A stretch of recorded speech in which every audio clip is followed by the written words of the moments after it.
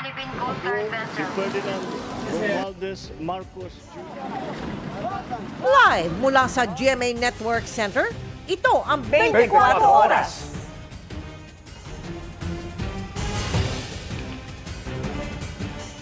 Buhay na buhay ang mga tradisyon ng ating mga kababayan ngayong Biyernes Santo. Sa San Pedro Cutud sa San Fernando, Pampanga, tuloy ang pagpapako sa krus ng ilang deboto. Pagluhod naman sa pag-akyat sa chapel mula sa paanan ng burol ang panata ng ilang taga-Kasiguran, Aurora. May ilan naman tayong kababayan na sinulit ang mahabang bakasyon para makapagpahinga at mag-enjoy. May mga namasyal sa isla ng Boracay at sa summer capital na Baguio City. Magandang gabi po, Luzon, Visayas at Mindanao. Binulabog ng engkwentro ang paggunita ng Semana Santa sa Kawayan, Masbate. Sa pagitan niya ng militar at ng mga miyembro umano ng New People's Army o NPA, dalawang pinaniniwala ang rebelde ang nasawi. Nangyari po yan sa Barangay Libertad nitong Huwebes Santo. Ayon sa ulat ng 2nd Infantry Battalion ng Philippine Army, nagsasagawa sila ng security patrol nang mamataan ang 12 rebelde at magkabarilan. Patuloy pang inaalam ang pagkakakilanlan ng dalawang nasawi. Nabigyan naman ng atensyong medikal ang isang sugatang sundalo at nailikas gamit ang helicopter matapos rumesponde ang headquarters ng Philippine Army. Sabi ng militar, may nahuli silang isang rebelde na umaming extortion o pangingikil sa mga lokal na kandidato. Ang pakay nila, kabilang sa mga na-recover sa insidente ang 2 baril, 3 anti-personnel mines at mga bag na naglalaman ng mga gamit at dokumento. Kinondena ng 9th Infantry Division ang ginawang karahasan nila ng rebelding grupo ngayong Semana Santa.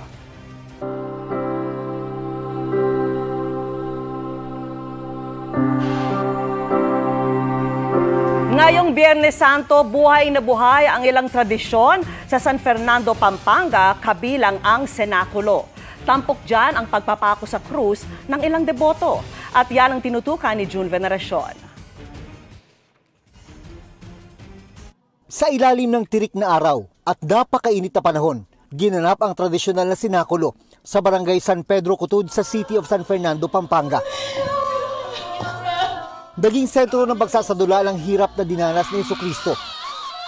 Ang pagpapapako sa krus ni Ruben Inahe. Pag 36 na pagpapapako na ito ni Ruben, pero ito na raw talaga ang huli dahil hindi na kaya ng katawan ng 64 na taong gulang na deboto. Mainit po yung kamay ko sa ngayon.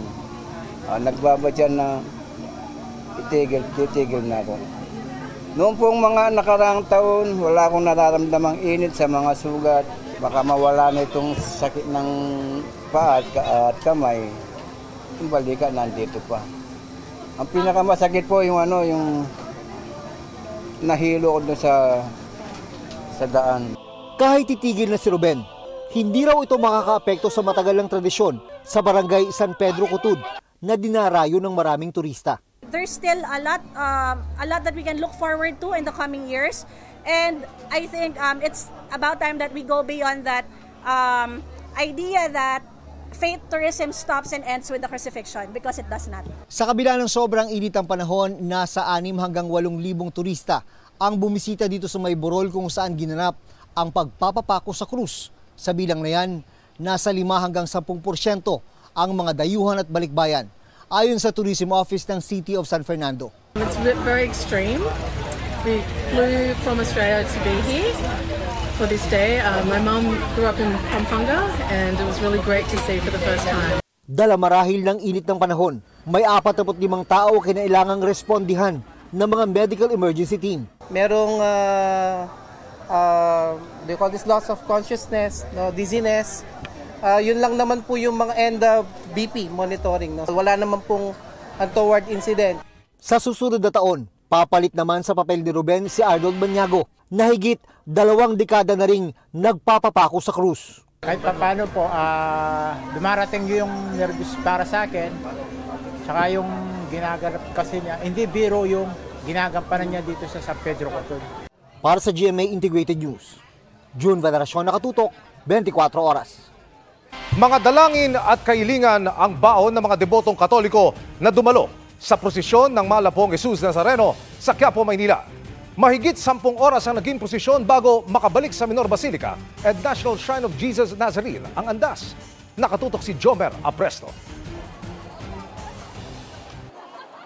Ganito kakapal ang tao kagabi sa naging prosesyon ng Poong Jesus Nazareno sa Quiapo Church sa Maynila kagabi. Sa dami ng mga deboto, halos mapuno ang paligid ng simbahan kaya iisipin mong panahon ito ng pista ng Nazareno. Bawat isa sa kanila may bit-bit na hiling at pasasalamat sa Poon. At para maipakita ang kanilang debosyon, ang iba sumama sa mismong prosesyon. Pero marami rin ang pinili na lamang abangan ng andas sa mismong tapat ng simbahan at sa kahabaan ng Quezon Boulevard. May ilan na nagdala ng mga sapin para makapagpahinga kahit papaano habang hinihintay ang pagbalik ng Poon sa simbahan. Mayroon ding mga nagbaon ng pagkain at sariling tubig para makatipid. Ang 79 years old na si Nanay Milita galing pa ng Navotas at nagpasama lamang sa anak ng kanyang kaibigan. Dati raw siyang sumasama sa prosesyon pero dahil may edad na, inabangan na lang niya sa simbahan ang pagbalik ng andas. Taon-taon po ako nagpupunta rito. Mga siguro 10 taon na mahigit ako nagpupunta dito. Sana po yung bigyan ako ng malakas na katawan, mahaba pang buhay. Kasi ako marami po akong apo na inaalagaan. Ayon sa pamunuan ng simbahan, alas 11:20 kagabi nang inilabas sa simbahan ang imahen ng Poong Jesus Nazareno. Mas maaga ito ng mahigit 40 minuto kumpara sa oras na dapat sana ay alas 12 pa ng hating gabi. Main reason dyan para maagang matapos kasi as we all know, mainit ngayon. Last year kasi, it took them 10 hours because of a longer route. Nagkaroon daw ng ilang pagbabago sa andas para masiguro ang kaligtasan ng imahen at ng mga deboto. Dinagdagan ng perforation yung mga butas, yung andas, no? Para hindi of course, diba nagkakaroon ng parang moist sa loob. Yung dulo ng cross sa likod, mas maiksi. Mas maiksi yung nakalabas ngayon. No? To avoid talaga yung sumasampa. Yung talian ng lubid. Makikita nyo merong retractable na metal doon na nakasabit. Part of the route, ilalarga yon, ilalarga. Tapos yung metal na retractable, ipapasok ulit sa loob. Kung ano yung preparation last year, ganun pa rin. Siguro ang kagandahan lang ngayon is may mga lessons learned during the previous na same activity. So yun yung mga pinag-aralan, ginawan ng appropriate na interventions. Ang deployment natin ng PNP personnel for the safety and security coverage ay more or less 3,000 na PNP personnel. Nadagdagan lang ng konti. Halos nasa 2,600 sila last year. Sabi ng mga deboto, huyat man ang kanilang inabot, ang mahalaga, nasilayan nila ang Poon. Para sa GMA Integrated News, Jomer Apresto nakatutok, 24 oras. Mahigit 30 bahay ang nasunog sa Cebu City ngayong Biyernes Santo. Nangyari ang sunog sa Sitio Living Water, Barangay Basak Pardo. Ayon sa mga otoridad, may isinumbong na pot session sa isa sa mga bahay na tinitignan ngayon na posibleng pinagmulan ng apoy. Nasa kustodiya na ng mga pulis ang 2 suspect na itinatanggi ang paratang. Nananatili naman sa covered court ng barangay ang mga nasunugan. Nagkasunog din sa Mount Masalukot sa Candelaria, Quezon. Mga damo, ilang tanim na gulay at maliliit na punong kahoy ang naapektuhan ng sunog. Wala namang bahay sa lugar. Ayon sa LGU, nagmula ang apoy sa mga nangunguha ng pulot o yung honeybee. Kontrolado na ang sunog, patuloy ang investigasyon ng Bureau of Fire Protection sa lawak ng pinsala. Ngayong Biyernes Santo, itinigil muna ang mga beach party sa Boracay. Nagdaos din ang ilang aktibidad bilang paggunita sa Semana Santa. Nakatutok doon live si John Sala ng GMA Regional TV. John. Vicky, kung kagabi ay maingay at masigla ang nightlife dito sa isa ng Boracay, kaninang umaga ay tahimik at payapa ang isla. Dahil ito sa ipinapatupad na Memorandum Order ng Malay LGU na ipinagbabawal muna ang mga bar at beach parties. Gayon din ang mga maingay na music at sounds simula ngayong araw Good Friday hanggang 6 a.m. bukas sa Sabado de Gloria. Ang bar owner na si Dixon, aminadong apektado ang negosyo dahil sa ipinatupad na utos ng LGU, pero naiintindihan naman daw niya ang sitwasyon. Okay lang po kasi every year nangyayari naman talaga yung pagbabawal ng parties kasi credit yan na tawag sa amin pamalandong kay Jesus Christ. Magsasagawa naman ng inspeksyon at monitoring ang Malay Police para masigurong na ipapatupad ang memorandum. We will conduct inspection, roving, and magde-deploy rin po tayo ng mga PNP officers para to supervise. Samantala, isinagawa naman ang Via Crucis sa isla na sinamahan ng ilang deboto at turista. Naglibot sila sa pangunguna ng simbahan sa mga kalsada, gayon din sa beachfront. Ang turistang si Lay na galing Maynila, naniniwala na kailangan ding magpakita ng pananampalataya maliban sa pag-e-enjoy sa isla. We have to respect each other's beliefs and religion. So, iba-iba tayo ng way of observing the Holy Week. Magkakaiba tayo ng... what's important is that we observe and we respect each other. Si Romel, susubok na lang raw muna ng iba pang water activities dahil hindi saklaw ng memorandum ang ganitong aktibidad. Kahapon Paraw. Baka i-try namin yung parasailing kasi gusto ng kids. Ang pamilya ni Nicole, pinili namang mag-island hopping. Parang it's essential din po to take a breather and yun po parang makapagmuni-muni lalo na ngayong Holy Week break po na hindi lang makapag-rest on our own but also to spend time with our family. Vicky, bukod sa Via Crucis kaninang umaga ay nagsagawa rin ng misa na sinundan ng prosesyon ng mga imaheng parte ng Passion of Christ dito sa isla ng Boracay kung saan nakibahagi ang ilang mga deboto at turista. Yan ang latest dito sa isla ng Boracay. Balik sa inyo. Maraming salamat sa iyo, John Sala ng GMA Regional TV. Ikalawang gabi na po ng burol para kay superstar Nora Aunor sa The Heritage Park sa Taguig. Bukas papayagan na po ang publiko na makabisita sa burol. At nakatutok doon live si Mariz Umali. Mariz. Vicky, higit sa pagiging napakahusay na artista, yung pagiging tunay daw na mapagbigay, malambing at isang tunay o totoong tao. Ang ilan lamang sa mga katangian na nais ng kaniyang mga anak na maalala ng sambayan ng Pilipino sa nag-iisang superstar at national artist for film and broadcast arts na si Nora Aunor o Ate Guy. Hiniling ng mga anak na maging pribado muna ang burol ng kanilang inang si Nora Cabaltera Villamayor o mas kilala bilang Nora Aunor sa unang 2 araw. Kaya tanging pamilya at mga malalapit na kaibigan lang muna ang nakiramay muli ngayong Biyernes Santo. Itong mga oras na to is the only time that sa amin ang mami namin. All her life, she's devoted to the public, to her work.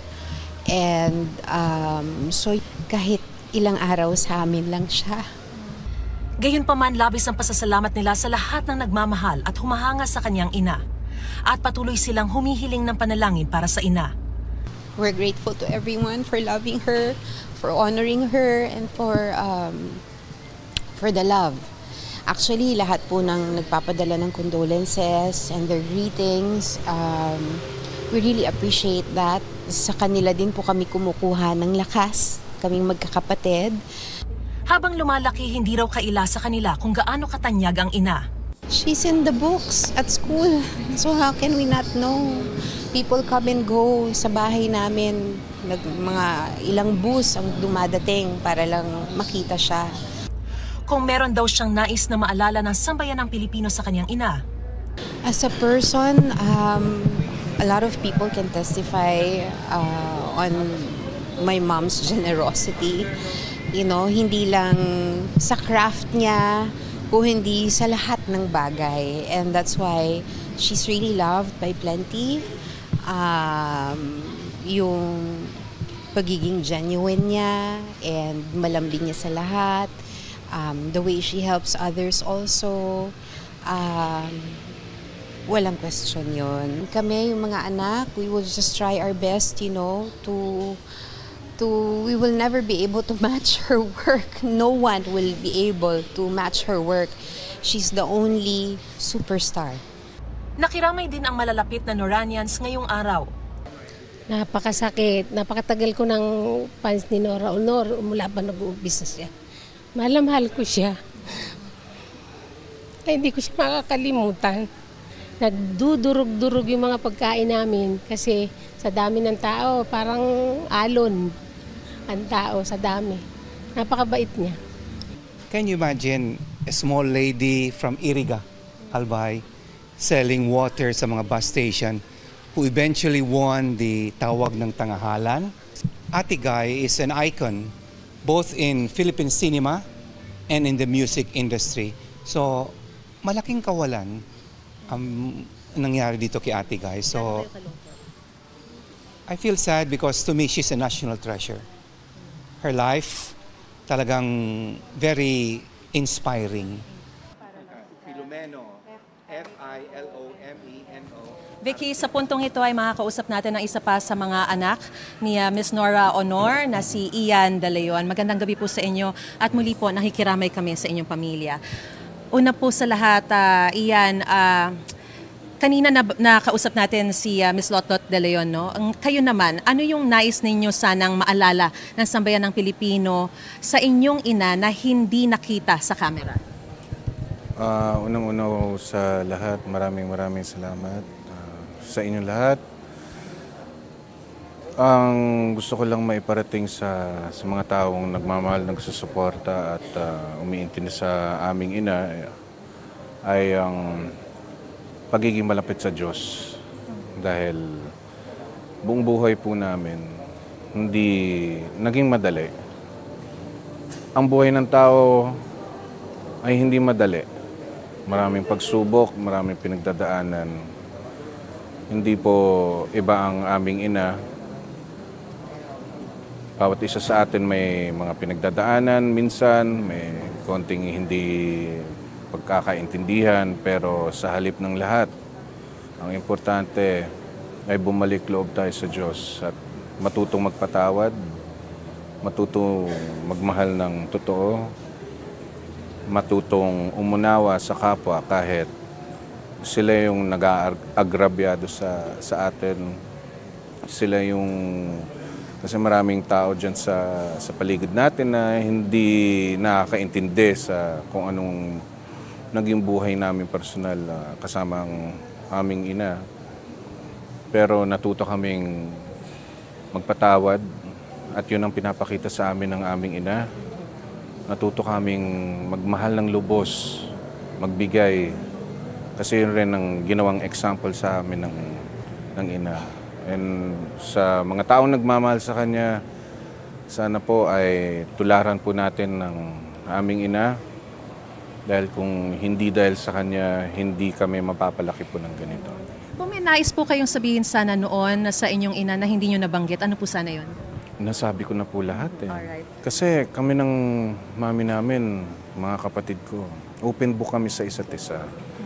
Hindi namin piniling magtago ng sama ng loob. Hindi namin piniling magtago ng galit sa isa't isa. Yes, normal po hindi nagkakaroon ng pagkakataon na hindi nagkakaunawaan. Bawat isa sa atin siguro naranasan na yan sa kanya-kanyang mga pamilya, pero we see to it na bago kami mag-usap ulit ay yung puso namin ay konektado ulit sa isa't isa. And syempre, ang Panginoon ang ginagawa naming example kasi bago, di ba, pinako si Jesucristo, pinatawad niya yung mga taong nang api sa Kanya. Ganun rin ang mami ko. Alright. May mga katanungan din po si Vicky Morales mula sa studio. Vicky, go ahead. Iyan, nakikiramay kami sa inyong pamilya. Napakasakit talaga mawala ng isang magulang. Pakikwento mo nga sa amin yung mga huling sandali ng iyong ina. May mga hinabilin ba siya sa inyo?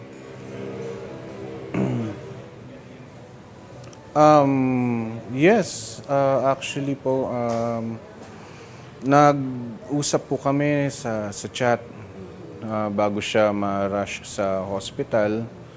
And ang huli niyang message po sa akin ay sabi niya sa akin, "Anak,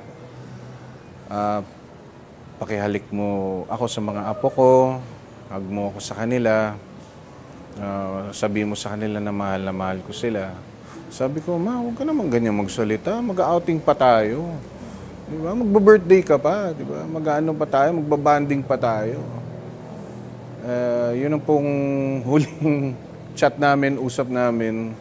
And nasabi ko rin sa kanya kung gaano ko siya kamahal, gaano siya kamahal ng mga apo niya, kung gaano siya laging hinahanap gabi-gabi ng mga apo niya, pinagdadasal siya. So, yun po yung yun ang pinakahuling usap namin kay Mami. Pero iyan, lahat kayo nandoon kasama niya? Yes po. Yes po. Lahat po kami, binantayan namin siya. Talagang hindi namin po siya iniwanan sa tabi niya.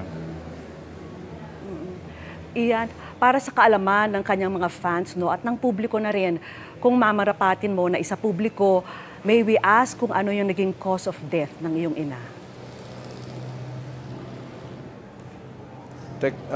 Technically and clinically speaking, the cause of death was acute respiratory failure. Iyan, may mga naibigay na bang detalye sa inyo, no, yung gobyerno kung may mga gagawing pagpupugay kay Ate Guy bilang national artist bago ang libing niya sa libingan ng mga bayani sa Martes?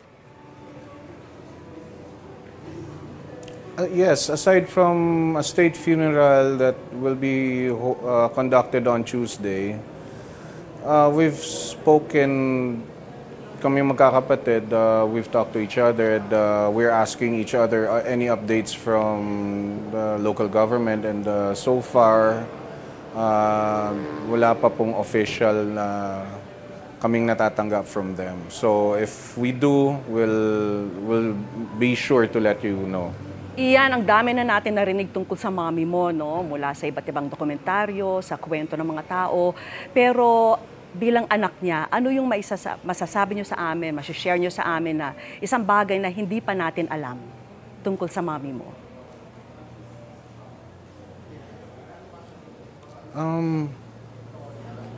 Unang-una po sa lahat, naging public property siya up until the very end. And ang nais lang niya minsan mangyari nung nabubuhay pa po siya is magkasama kami. Yung kami lang, walang ibang tao. Kami mga anak, mga apo. Pero minsan next to impossible yun if you would understand, diba? Yeah. But she would always remind us to not let go of our good Lord. Kahit anumang masasamang naririnig namin sa ibang tao, yung mga hindi rin sumasang-ayon rin sa amin, mga hindi rin nakakaintindi sa amin, sabi niya sa amin, nag-uusap kami, patawarin niyo sila, intindihin niyo sila. Always remember, anak, ang trato sa'yo ng ibang tao ay hindi mo kaugalian yun. Yun ay reflection lang ng kanilang pagkatao. Kung ikaw magiging apektado ka sa mga sinasabi sa'yo ng mga tao, mga ginagawa sa'yo ng mga tao, ibig sabihin sila ang may control sa buhay mo, hindi ikaw. Ikaw dapat mag-control sa buhay mo, sa emosyon mo, sa isip mo. Hindi ibang tao, hindi sitwasyon. That's why we found peace in this moment because we know that our good Lord is with us right now, healing us, giving us strength and courage, wisdom and knowledge. And yun nga po, may pinost rin po ako na it's not a loss, but a gain in our Father's heavenly kingdom. So we should celebrate her life. Yes. Very well said. Maraming salamat sa iyong oras, Ian. At muli ang taus-puso naming pakikiramay. Maraming salamat din sa iyo, Maris Umali. Sa ibang balita, bistado sa Valenzuela City ang dalawang Singaporean at isang Pinoy na sangkot umano sa iligal na bentahan ng mga armas. May nakumpis ka ring mga baril at bala. Nakatutok si Marisol Abdurrahman, exclusive.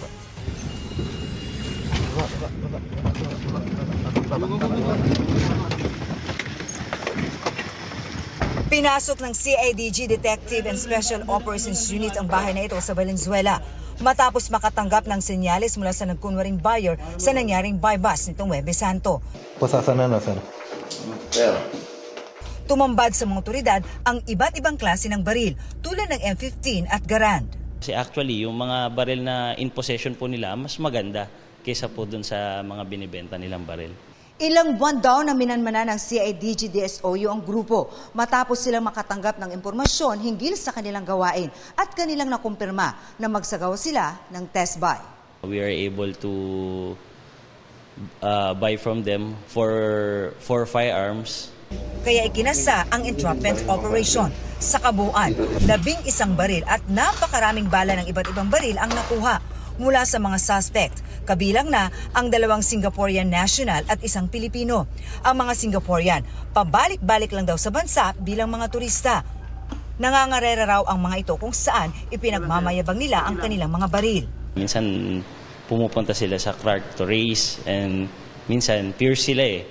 They go to gatherings and in that gatherings kapag medyo nakainom na yung mga tao na to, they brag about their guns, they show their guns. Bagamat hindi raw sila basta-basta nagbebenta ng mga baril. Kapag kakilala ka nila, pasok ka circle nila para siguro ma'am to save their anonymity. Yes. Once you have a firearm, we cannot know the possibility kung saan mo to gagamitin. Kaya this is still alarming ma'am. Masusing iniimbestigahan ng CIDG DSOU ang kaso, lalo't ngayon lang daw sila naka-encounter ng mga Singaporean na sangkot sa gun running. Inaalam din kung gaano kalawak ang kanilang operasyon at kung sino-sino ang iba pang kasama sa grupo.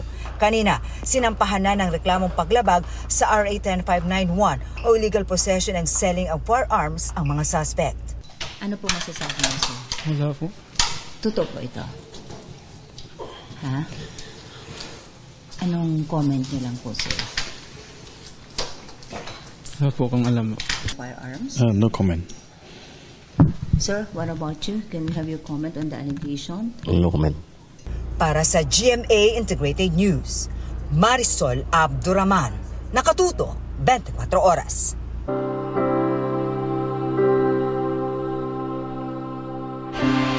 Pagtatanghal ng senakulo, pag-akyat sa burol ng nakaluhod at pabasa. Ilan lang po sa mga tradisyon tuwing Semana Santa na buhay pa rin sa ilang bahagi ng bansa. Tinutukan niya ni CJ Torida ng GMA Regional TV. Sa Lawag, Ilocos Norte, taon-taon ang pagsasagawa ng pabasa ng isang pamilya.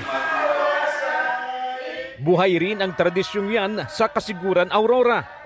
Ang ilang deboto naman, panata na ang nakaluhod na pag-akyat sa chapel mula sa paanan ng burol. Paraan daw nila ito ng pasasalamat sa Panginoon sa pagsagot sa kanilang kahilingan.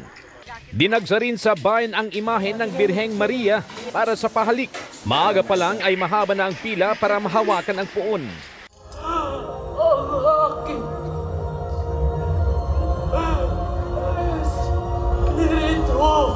Mga kabataan naman ang gumanap sa senakulo sa Cabanatuan, Nueva Ecija. Nagbalik daw ito matapos matigil ng 7 taon. Nakatutuwa na ang mga kabataan ay bumalik kung paano nagsimula ang lahat at kung paano natapos din at kung paano si Kristo ang tunay na nagbigay sa atin ng kanyang buhay ay tunay na nagpalalim din sa ating pananampalataya. Iba't ibang grupo ng kabataan din ang lumahok sa parada ng Panata sa Cainta, Rizal. Sila rin ang gaganap sa senakulo sa bayan. Bisikleta Iglesia naman ang paandar ng isang grupo sa Ilocos Norte. Tuwing Semana Santa raw, bumibisita sila sa iba't ibang simbahan sakay ng kanilang bisikleta. Nag-Stations of the Cross naman ang halos 2,000 deboto sa Bangan Hill National Park sa Bayumbong, Nueva Vizcaya. May Via Crucis din sa Mount Zion Pilgrimage Mountain sa Bugalyon, Pangasinan. Daan ng krus din ang pakay ng mga dumayo sa Shrine of the Holy Infant Jesus of Prague sa Davao City. Nagkaroon naman ng overnight vigil sa El Salvador, Misamis Oriental. Naglatag pa ng tent ang mga deboto na naroon na mula kahapon, Huwebes Santo. May prosesyon naman at washing of the feet sa Calvary Hills sa Igig, Cagayan. Milyon-milyon naman ang nag-alay lakad patungong The Antipolo Cathedral, International Shrine of Our Lady of Peace and Good Voyage.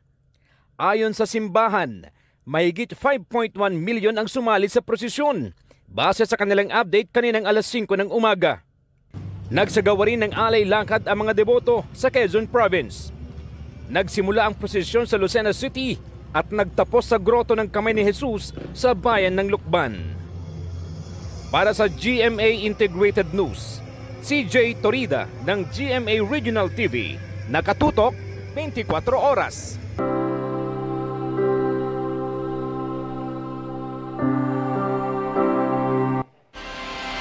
Mahigit 500,000 deboto ang dumalo sa prosesyon ng Mahal na Poong Jesus Nazareno sa Quiapo, Maynila. Ngayon pong Biyernes Santo, may mga kailangang gamutin matapos masugatan at problema rin ang mga basurang iniwan. Nakatutok si Tina Panganiban Perez. Imbes na mga sasakyan ang nasa Quezon Boulevard ngayong Biyernes Santo, mga deboto ng Poong Nazareno ang mga nakapwesto rito. Marami ang nagdala ng mga replika ng poon. Ang iba, marahil sa pagod o puyat, nakatulog na sa kalsada.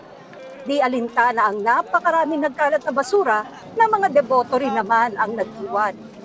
Kahit tirikang araw at napakainit ng temperatura, maraming deboto ang hindi natinag sa paghihintay sa pagbabalik ng Poong Nazareno sa Quiapo Church matapos ang Good Friday procession.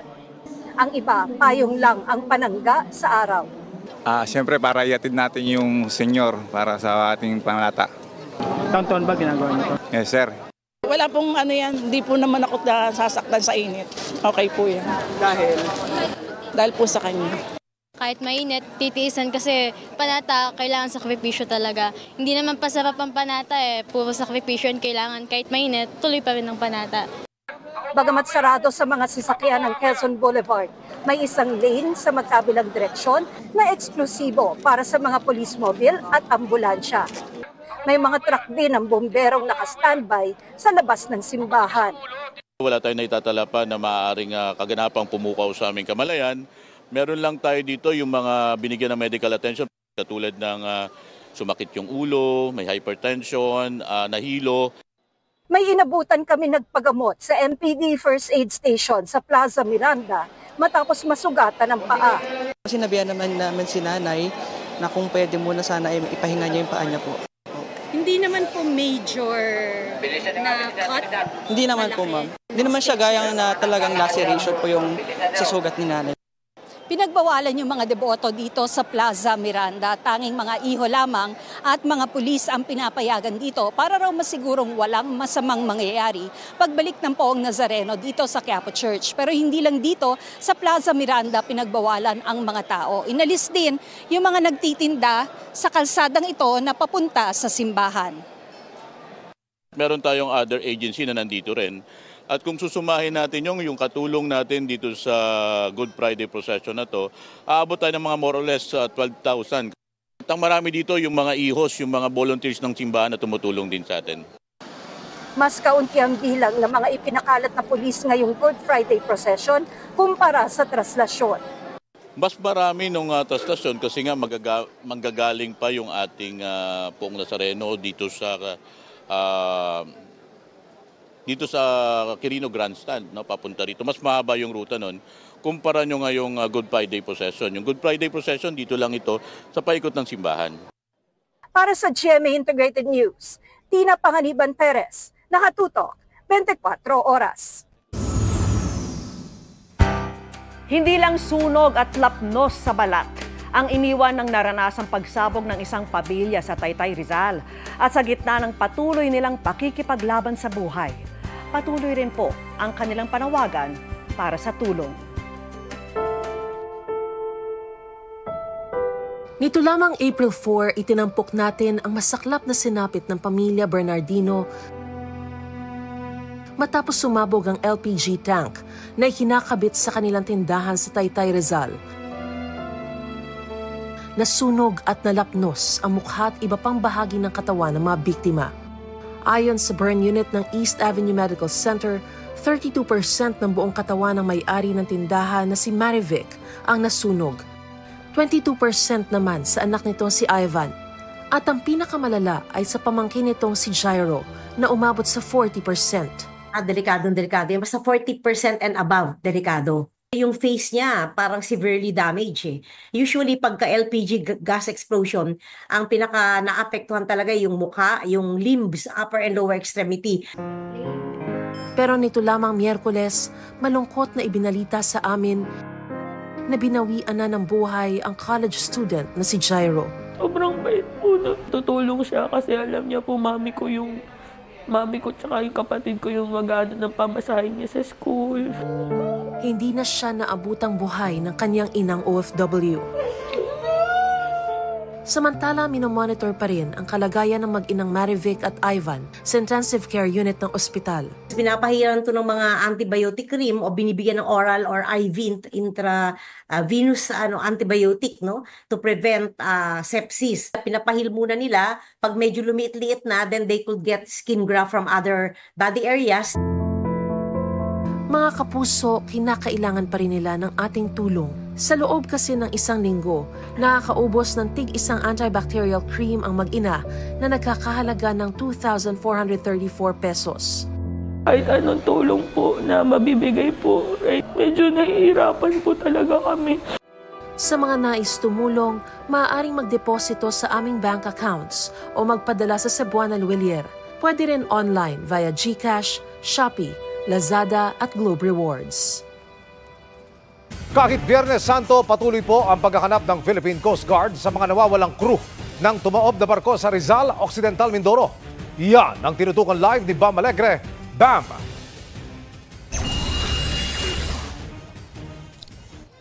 Emil, 2 bangkay pa nakuha ng search and rescue operations kaninang hapon sa tumaob na Honghai 16. Sa ngayon, 5 pa ang hinahanap.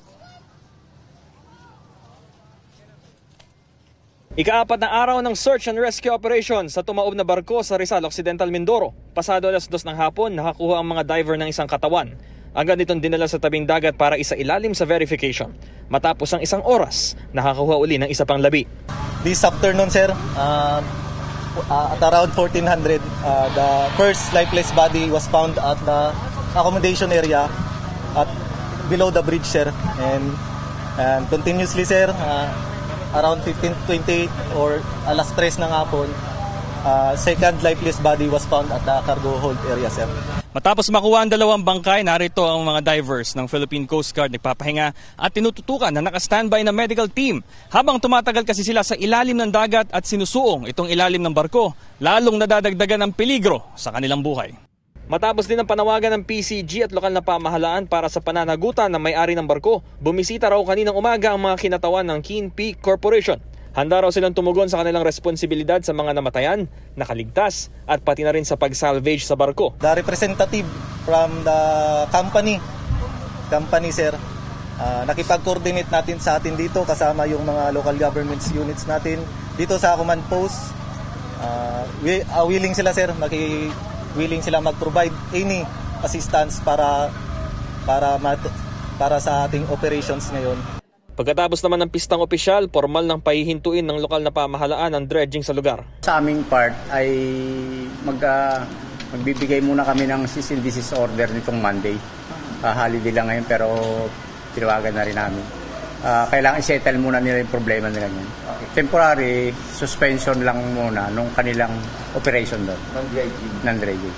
Hindi raw maapektuhan ng ibang mga dredging sites sa Occidental Mindoro lalo at mahigpit ang proseso bago payagan ang ibang mga kumpanya para mag-dredging. Dati, pamahalaan ang gumagasto sa dredging ng mga ilog para makaiwas sa baha. Ngayon, pinahihintulutan ng ilang korporasyon na mag-dredging at hindi nababayaran ng gobyerno. Gayunman, may panuntunan pa rin kung saan lang pwedeng gamitin ang mga hinahakot na buhangin.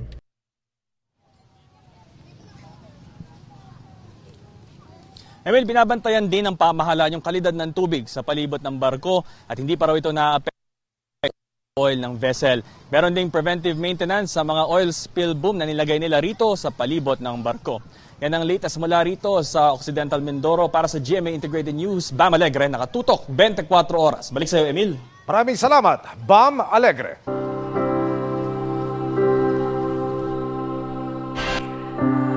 Kahit dagsa ang mga turista sa City of Pines na Baguio, sorpresa raw na mas kaunti sila ngayong taon kumpara sa mga nakaraang Semana Santa.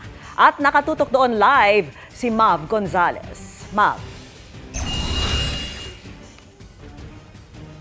Vicky, maayos pa nga ang lagay ng trapiko dito sa Baguio City kahit maraming turista dahil karamihan daw sa kanila ay nag-bus na lang papunta rito. Buong araw dinarayo ng mga nagvivisita iglesia ang Baguio Cathedral of Our Lady of Atonement. Sina Chinoy, dumayo rito galing Pangasinan. Magmamas lang po dahil po tradisyon na rin po namin itong pumunta dito ng Holy Week. Bukod sa mga misa, may Stations of the Cross sa paligid ng simbahan. Ipinagbabawal muna ang parking dito sa Cathedral Grounds para dun sa mga nagsi-Stations of the Cross. Dito sa labas, naglagay na rin ng mga upuan para dun sa overflow ng mga magsisimba. Pero kumpara nung nakaraang taon, talagang sobrang dami raw ng tao na hanggang dito sa labas ay puno. Ilang church ang pupuntahan. Yun lang, tapos sa bahay lang. Hindi pa gaano to yung karabi ng tao ngayon. Mas makakapagdasal kasi nga po. Yes po, ma. Mas konti sa inaasahan ang dumating na turista ngayong Holy Week sa Baguio.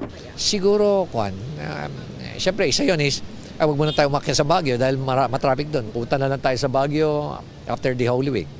Kaya we're expecting na magkakaroon ng influx ng tourists after the Holy Week. Alam nyo, this is the right time for you to come up kasi very moderate ho ang ating traffic. Very light din po. At please, kung pwede ho sana, sumakay na lang ho kayo sa bus at huwag nyo nandalhin yung mga sasakyan ninyo. Anyway, very efficient naman yung transport system namin dito. And besides, Baguio City is a walkable city. Umabot sa 90,000 na dumating dito kahapon. Pero lahat sila sakay ng bus, kaya maluwag pa ang daloy ng trapiko sa syudad. Nag-inspeksyon kanina ang lokal na pamahalaan sa bus terminal. Kakaunti na ang pasahero kanina. Sinita naman ni Mayor Benjamin Magalong ang mga basurang iniwan sa bangketa. Inikutan din ng ilang tourist attraction gaya ng Lourdes Grotto at Dominican Hill Retreat House na mas kilala bilang dating Diplomat Hotel. Kanina, pila na ang mga sasakyan paakyat ng Dominican, kaya naglakad na lang ang ibang namamasyal. Bukod sa gusaling itinayo noon pang 1913, dinarayo rin malapit dito ang may hawak ng Guinness Record na pinakamalaking 10 Commandments tablet sa mundo. Paalala naman sa may sasakyan na epektibo pa rin ang number coding sa Baguio. May multa rin ang illegal parking sa tabing kalsada at hindi pagbibigay daan sa mga pedestrian. Obvious naman kung bakit kami mag-stricto because we cannot make the roads any wider. As far as untoward incident is concerned, ang naitala lang po natin as far as public safety is concerned, yung sunog po. Ano? But then na-control naman, wala man na itala na namatay, injured persons. Vicky, ongoing ngayon ang prosesyon. Maliban doon sa mga dadaanan naman ng prosesyon ay light to moderate pa rin ang daloy ng trapiko dito sa Baguio City. Bukas naman, Vicky, dito sa Baguio Cathedral ay magkakaroon ng Easter Vigil. Vicky? Maraming salamat sa iyo, Mav Gonzalez. Hindi lang po mga Katoliko ang umaalala sa pagkamatay ni Jesucristo. Ang Jehovah's Witnesses, halimbawa, nagtipo na para riyan nitong Sabado. Inalala rin nila ang mga aral ni Jesus. Nagsagawa rin sila ng passing of the bread and wine. Kaugnay naman sa kaso ni dating Pangulong Rodrigo Duterte sa International Criminal Court, hanggang 2 testigo ang posibleng ipatawag ng prosekusyon sa confirmation of the charges hearing para po sa kasong murder as a crime against humanity. Humiling na ang ICC prosecutor ng proteksyon para maitago ang pagkakakilanlan ng mga testigo. Isinasapinal pa raw ng ICC prosecutor kung gaano karami ang ebidensyang gagamitin laban po sa dating Pangulo.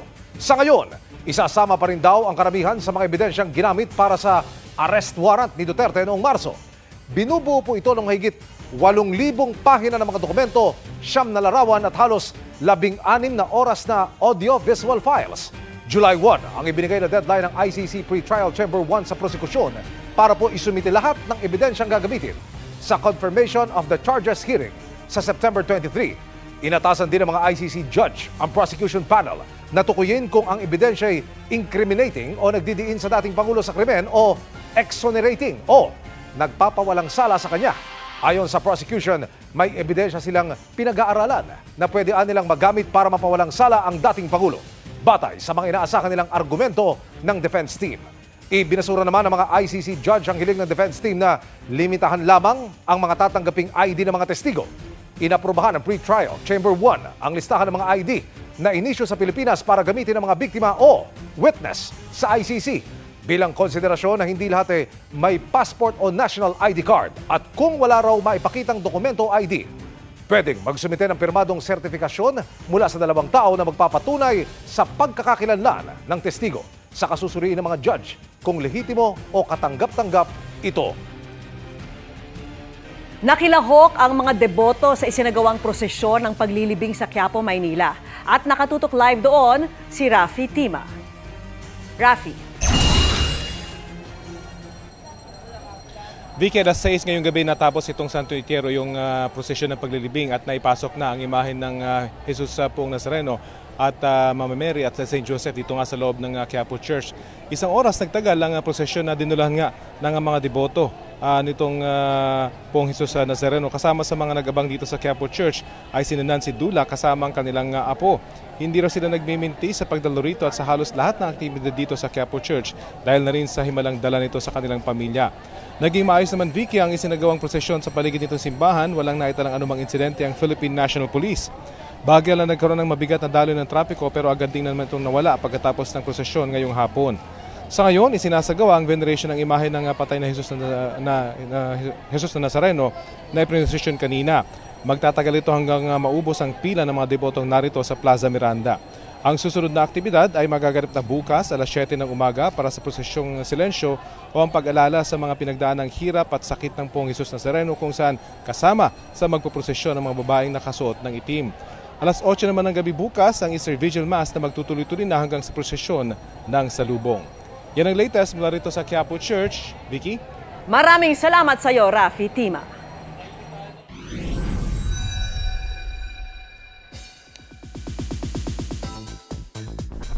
Blessed and grateful si Sparkle star Paul Salas na nagdiwang ng kanyang 27th birthday kasama niyang nag-celebrate ang ilan sa kanyang mga kaibigan gaya ni na Jack Roberto, Prince Clemente, J. Arcilia at Slay star Nikki Co. Taking her vitamin C si Carla Abellana kasama ang pamilya at ang kanyang fur baby. Nasa Palawan si Gil Cuerva na enjoy din sa pagkain ng seafoods. Sun-kissed and ocean-blissed din ang ganap ni Mommy Dear star Camille Prats kasama ang kanyang pamilya. Quick Tagaytay trip naman ang ginawa ng mag-asawang Glyza De Castro at David Rainey. While enjoying steak, nag-jamming pa sina all-out Sunday singers Jessica Villarubin, Thea Astley at The Clash alumna Chloe Redondo. Full of love naman ang couple na sina Mavi Legaspi at Ashley Ortega sa kanilang night out date. Enjoying her working holiday si Heart Evangelista sa Singapore. Nasa Hong Kong naman si Rabia Mateo. Si akusada star Benjamin Alves nasa Taiwan with his wifey. Lor Santiago updated sa showbiz happenings. Mga kapuso, update po sa breaking news. Nasa 5th alarm na ang sunog sa isang industrial building sa Valenzuela City. Patuloy pa ang pag-apula sa sunog at inaalam pa ang sanhi ng apoy.